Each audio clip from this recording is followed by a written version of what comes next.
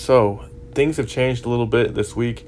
I was thinking of doing a recording of a workout every single day and making a video daily, and then I realized one thing. I want to keep this as authentic as possible. So in the case that I don't have something to say or that I don't have anything to share on a day, I don't want to force the video and therefore lower the quality. So from here on out, I'm just gonna record a workout whenever I learn something, whenever I have something I want to share. So that's how it's going to be. And lucky enough, I learn pretty often and learn pretty quick, so it won't be that much of a difference. But anyways, today is my third push workout, I guess. I guess we can call it a push-pull workout. Like I mentioned before, I'm trying to get more volume on my bench press. I've been squatting for months now, and it's about time I move on to a different block and do something else to continue building my strength. And so I'm working on my bench press. And to save you the trouble of watching other videos, the tips that I've learned so far are this. Like you can see my feet pulled back. You got to keep your feet planted, your back arched. Use the back of your shoulders as like a tabletop or like a flat surface. You got to pinch your shoulder blades together.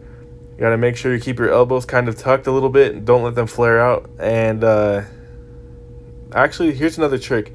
I found that for every barbell lift, I can, for the most part, I can put my hands in the same exact place every single time. And that's just like right outside of shoulder width, I guess.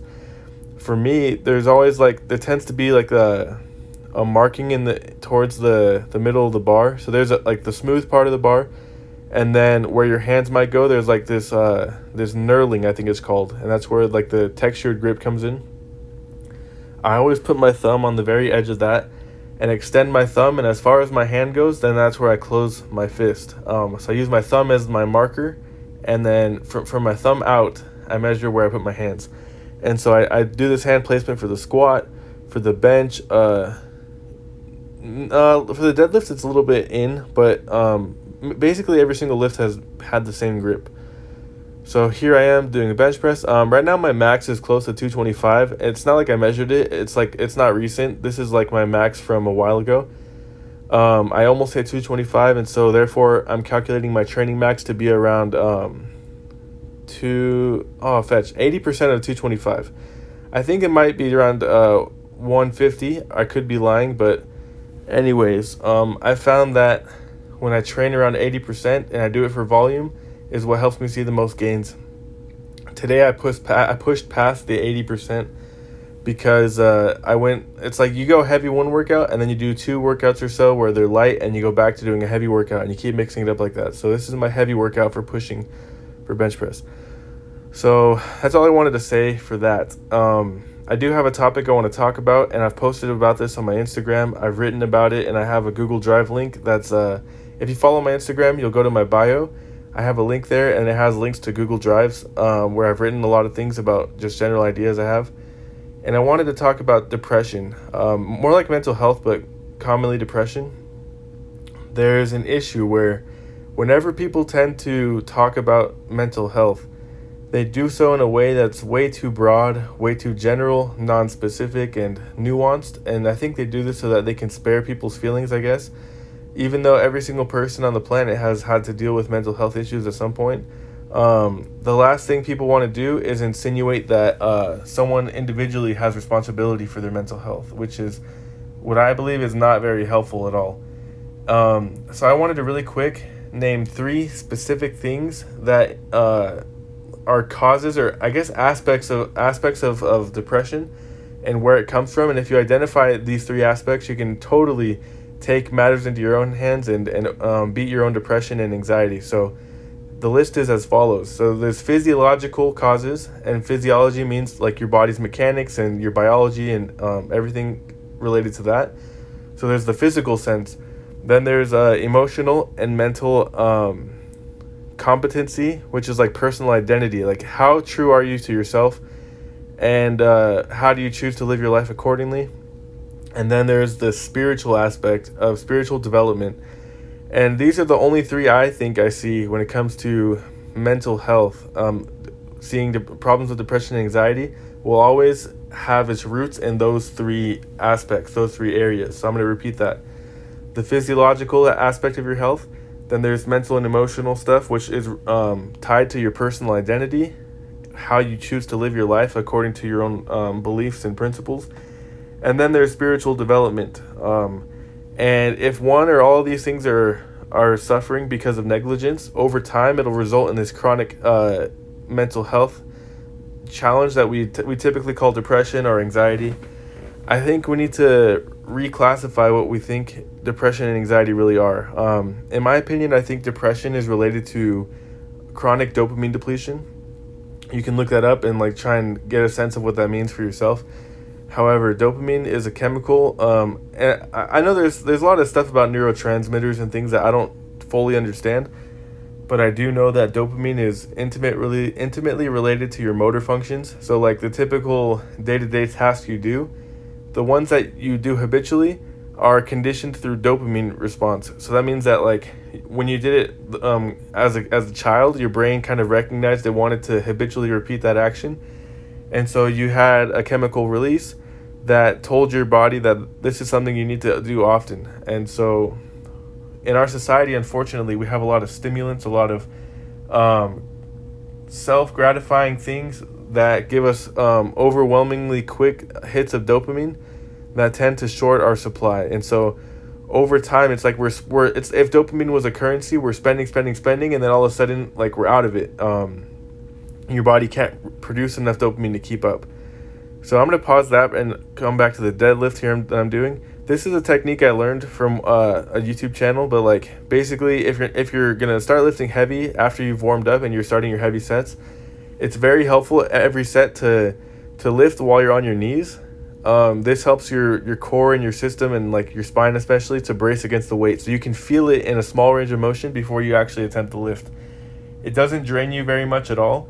And you can always, like, I've always seen that you can do that and then hit the lift immediately after. So that's one tip if anyone wanted to learn how to prepare for a heavy deadlift.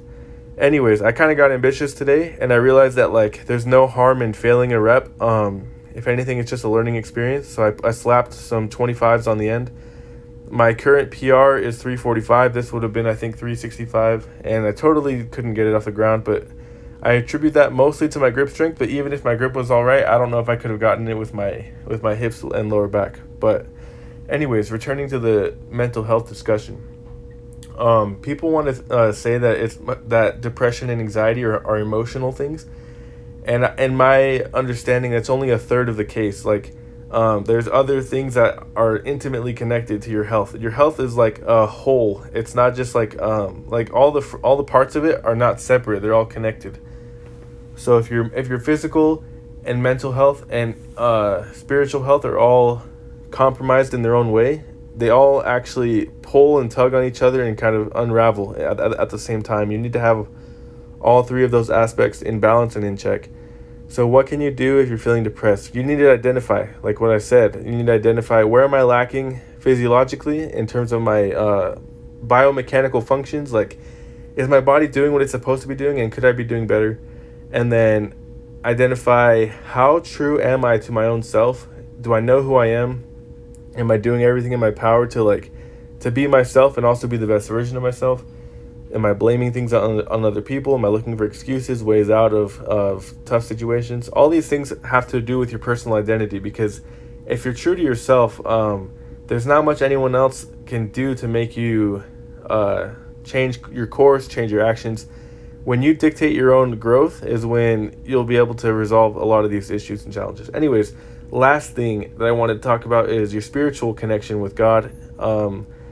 This is a super critical one, because everyone has a dosage, a certain amount of fear in their life that's instilled from Satan. He tries to tempt you and tries to confuse you, persuade you to leave your goals and your dreams and hopes behind in the dust. All he wants you to do is to be like, he wants everyone to be institutionalized in the sense where you don't think for yourself, you don't do anything for yourself. And you'll find in a lot of cases when you're trying to identify what's wrong with your life, that if you look back and you identify the moment in which you decided to stop following God, or in another sense, you stopped doing what he was asking you to do, That's probably where a lot of your mental health issues stemmed from, is because when you're ignoring your purpose and you're ignoring potential growth and opportunity, it weighs on you, and it continues to drag you. Satan knows this, and therefore he'll do anything to try and get us to ignore our purpose. So take all these things into account, but take them with a grain of salt. They're just my opinion, meant to spark ideas, not meant to be absolute in any way. I don't need you to think exactly how I think. I just need you to think for yourself, more than you listen to other people, because everyone has their own way of interpreting things, and no one's way is 100% correct. So I would ask everyone that's watching this video to go to my Instagram bio, click on that link, and see what you can learn. Do your own research, and hopefully we can make this all work, because mental health is not supposed to be something that we're supposed to be. We shouldn't be struggling with this. We should know the answers of how to overcome it and how to battle it, and we should figure that out soon, so that way no more, there's no more confusion regarding the matter. Our children and our children's children should be able to grow up in a world where everyone knows how to have good mental health, and no one is struggling like how we see struggle today. That's just my view. But that's all I had to say today. Thank you guys for watching. If you made it this far, hope you have a good one. Make sure you get to the gym, and make sure you figure out your own challenges in life, and don't run away from them.